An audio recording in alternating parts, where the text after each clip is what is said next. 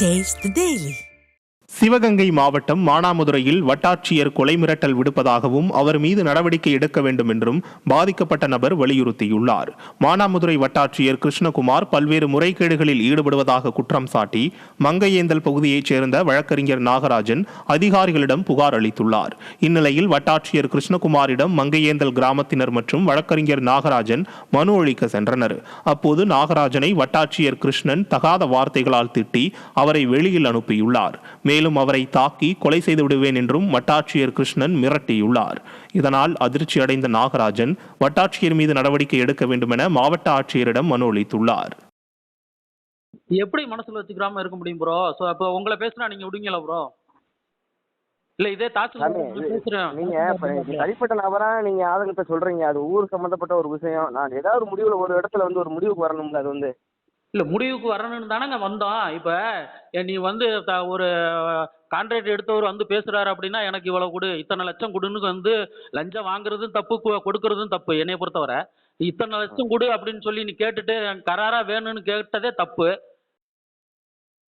திண்டுக்கல் மாவட்டம் கொடைக்கானலிலிருந்து வத்தலகுண்டு செல்லும் மலை சாலையில் சென்ற ஆம்புலன்ஸ் பாறையில் மோதி விபத்து ஏற்படுத்தியதில் 2 பேருக்கு பலத்த காயம் ஏற்பட்டது. பிறந்த 55 நாட்களே ஆன குழந்தையை ஏற்றிச் சென்ற 108 ஆம்புலன்ஸ் பிரேக் பிடிக்காமல் டம்டம் பாறை அருகே விபத்துக்குள்ளானது. இதில் ஆம்புலன்ஸ் வாகனத்தில் இருந்த உதவியாளருக்கும் குழந்தையின் தாயுக்கும் பலத்த காயம் ஏற்பட்டது. ஸ்டாலின் மாடல் அரசு மாவட்ட நிர்வாகம் மலைப்பகுதிகளில் இயக்கும் அரசு ஆம்புலன்ஸ்களை முறையாக பராமரிக்க வேண்டுமென பலரும் வலியுறுத்தினர்.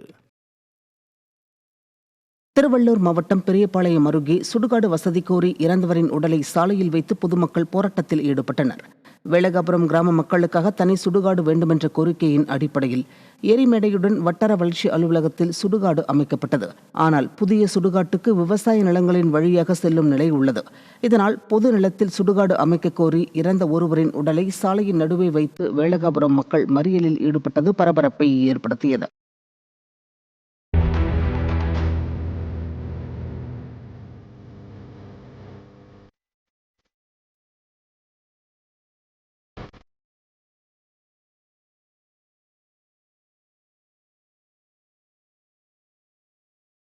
சென்னை எண்ணூர் 2வது வார்டு பகுதி மின்கம்பம் பழுதாகியுள்ள நிலையில் மின்கம்பத்தை மாற்றித்தரக்கோரி புகார் அளித்த நபரை மின்வாரிய அதிகாரிகள் மிரட்டியது வீடியோவாக வெளியானது.